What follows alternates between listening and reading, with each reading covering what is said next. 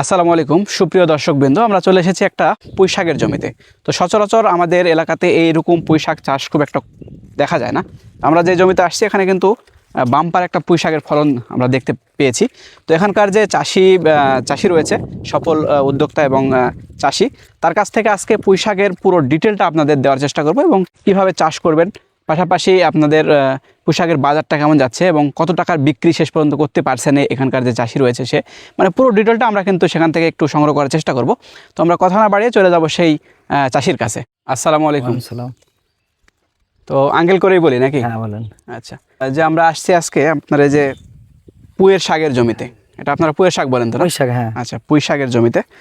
তো ওই পুঁই শাকের আমরা আজকে শুরু থেকে একেবারে পুঁই শাক চাষ থেকে শুরু করে একেবারে বাজারজাত করা পর্যন্ত, মানে কখন চাষ করতে হয়, আপনার কি দিয়ে চাষ করতে হয়, সার কেমন প্রয়োগ করতে হয়, সব কিছু নিয়ে আমরা আজকে একটা ডকুমেন্টারি আমাদের যারা দর্শক রয়েছে তাদের জন্য তৈরি করতে চাচ্ছি। হ্যাঁ, সচরাচর তো আমাদের আশেপাশে দেখলাম যে এই পুঁই শাকের চাষটা খুব কম হয় আর কি। তো এই পুঁই শাক সম্পর্কে আমাদের যারা দর্শক রয়েছে এদেরকে যদি আমরা জানাই, তাহলে তারা যদি চাষ করে সেক্ষেত্রে লাভবান হতে পারবে কিনা, মানে সব কিছু মিলে আমরা একটা এটা করলে আপনার লাভবান বা দুজনে করবে।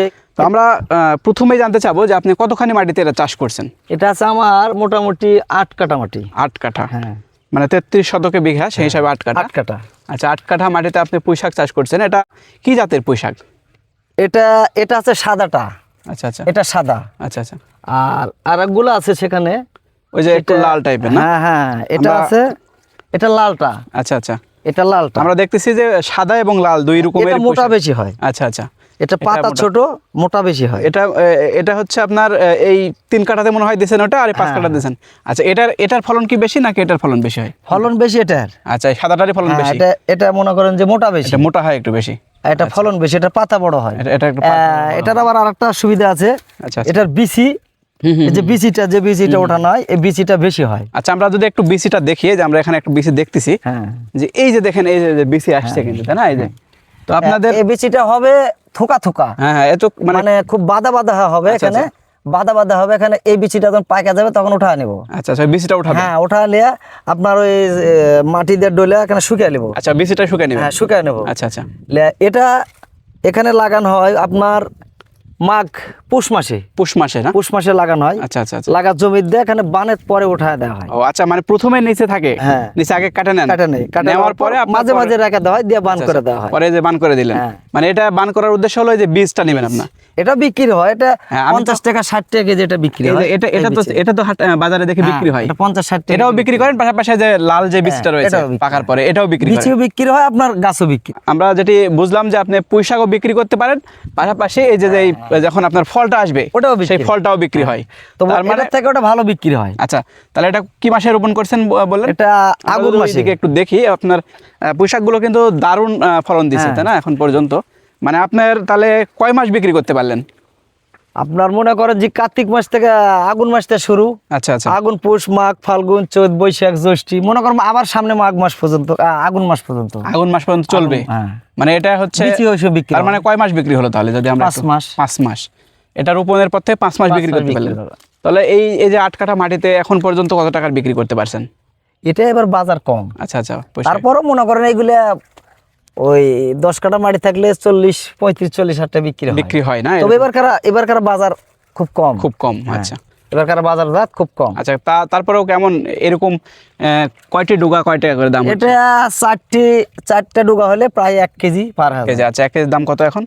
এখন 15 টাকা পাইকারি। 15 টাকা 1 কেজি দাম? 1 কেজি। আর খুচরা বাজার হয় আপনার, মানে আমরা যে দর্শকদের একটু বুঝাই যে এই যে এরকম যে ডুগা দেখতেছেন, এরকম ডুগা হচ্ছে আপনার 4টি ডুগা কাটার পরে, এগুলো 4টাতে 5 টাকা, 5টা এরকম কাটার পরে এটা একটা আটি বাঁধা হবে। এই আটিটা মনে করেন যে, আচ্ছা আচ্ছা, এই যে আমরা যদি একটু সুন্দরভাবে এই যে বুঝতে পারছেন বিষয়টা, এরকম ভাবে আমরা এখানে আটি বাঁধবো। কাটা আটি বাঁধবো। আচ্ছা, বাঁধার পরে এটা ওজন দিতে হবে 1 কেজি, তাই না? হাত আন্দাজি হয়ে যায় 1 কেজি। আচ্ছা, 1 কেজির দাম হচ্ছে 15 টাকা। তো বাজারটা তো মোটামুটি যদি বেশি হতো, সচরাচর কেমন বাজার যায়? এবার একটু কম বলেন।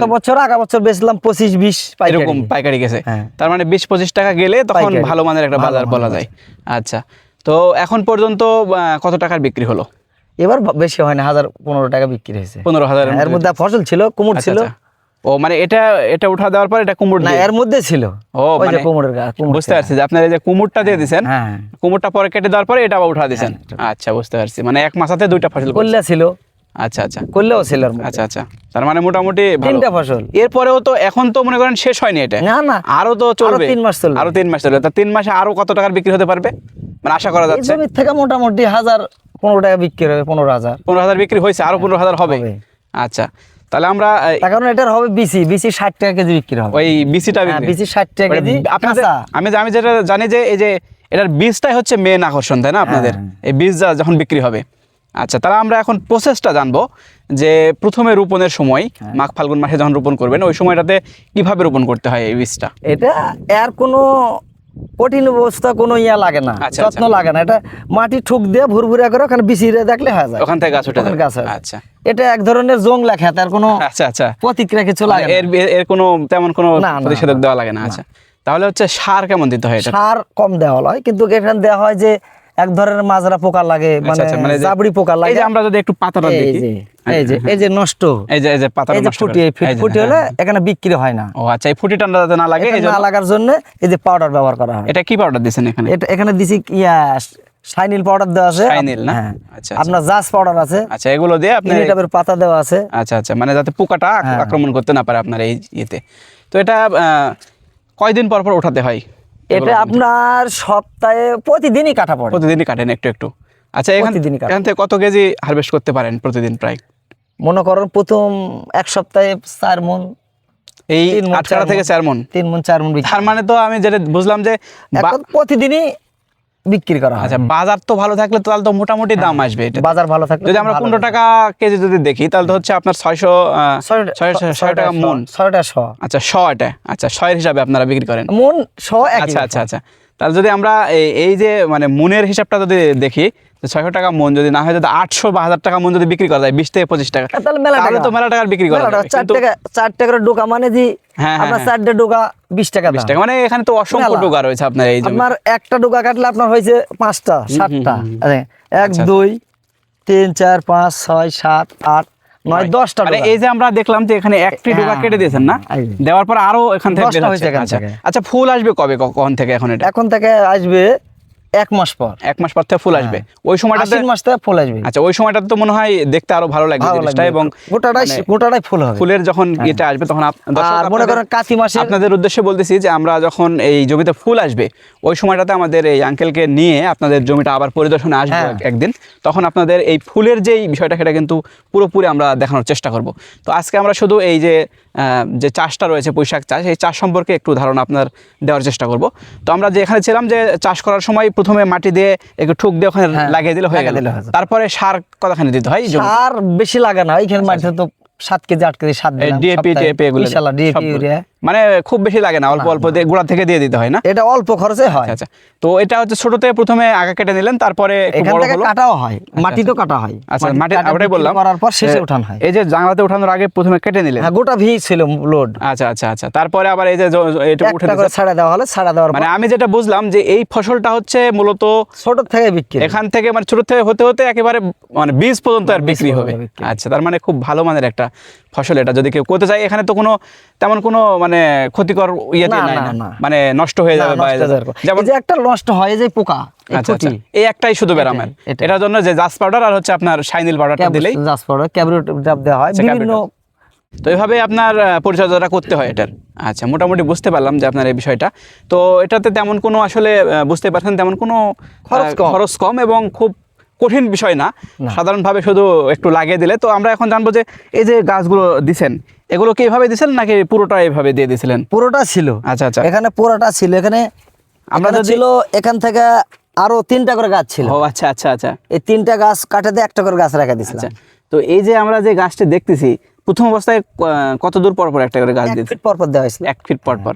আর এখন কত দূর পর পর? এখন আছে আপনার 4 হাত পর। 4 হাত পর একটা করে রেখে দিয়েছেন এইভাবে, মানে সব দিকে 4 হাত আছে, সবগুলো উঠানোর পরে এইভাবে রেখে দিয়েছেন। আচ্ছা, তো এটার কি কোনো এই যে যেই পোশাকটা দেখতেছি এটার কি কোনো জাতের নাম আছে নাকি এটা কিভাবে? এর জাতের নাম মানে একটা কালো লালটি আর একটা সাদা। ও মানে এটা তো দুইটাই আমরা বুঝতে পারলাম যে এটার পাতা হবে নি একটু বড়। আচ্ছা আচ্ছা, বড়। আর এটার পাতা হবে নি, এটার পাতা ছোট। আমরা যদি একটু এদিকে দেখি যে এই যে আমরা সাদাটা দেখলাম, এই যে এটার পাতা, এটা লাল, এই যে লাল, মানে দুই কোয়ালিটির আছে। এটার পাতা ছোট, আচ্ছা আচ্ছা, আর এটার পাতা বড়, এটার পাতা বড়। এটাই হচ্ছে দুইটা জাত। আচ্ছা আচ্ছা, বুঝতে পারছি। তো আপনার কি মনে হয় যে কোনটা ভালো সবচাইতে? তো বিসির জন্য এটা ভালো, বিসির জন্য এটা বিসিও কম। আচ্ছা আচ্ছা আচ্ছা, কিন্তু চাহিদা বেশি, এটা চাহিদা বেশি আছে।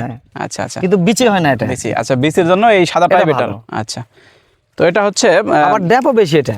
এই যে আমরা দেখ কম, প্রচুর তো ডোগা আসছে আপনার জমিতে, মানে অভাব নাই। 3 দিন আগে কাটছি। এই যে দেখেন কত ডোগা, এই যে প্রত্যেকটা দেখেন, এগুলা 3 দিন আগে কাটা। এই যে ডোগাগুলো, এগুলো তো বিক্রি হবে না? এগুলা কাটবো। মানে এখানে একটা জিনিস বুঝলাম যে যত কাটবেন ততই আপনার, এই যে একটা করে ডোগা 5টা 7টা করে ডোগা আছে। এই যে দেখেন, হ্যাঁ এই যে, এই দেখেন এখান থেকে কেটে নিয়েছেন, এখান থেকে আবার হয়ে গেছে। এখানে মনে করেন একটা ডোগার থেকে আপনার প্রায় 20টার গাছ বাড়ে আছে। এই যে দেখেন, এইগুলো তাহলে তো দারুণ, মানে যতই কাটবেন ততই এটা বৃদ্ধি পাবে। আসলে বিষয়টা দারুণ একটা বিষয় যে এটা ফুরানোর কোনো অপশন নাই, ফুরানোর শেষ নাই, এটা হতেই থাকবে, এটা ফুরানোর কোনো শেষ নাই। তো আমরা আজকের মতো এ পর্যন্তই। আগামীতে আপনাদের যখন আবার এই যে বীজটা আসবে, ওই সময়টাতে আপনার সঙ্গে আমাদের যোগাযোগ থাকবে।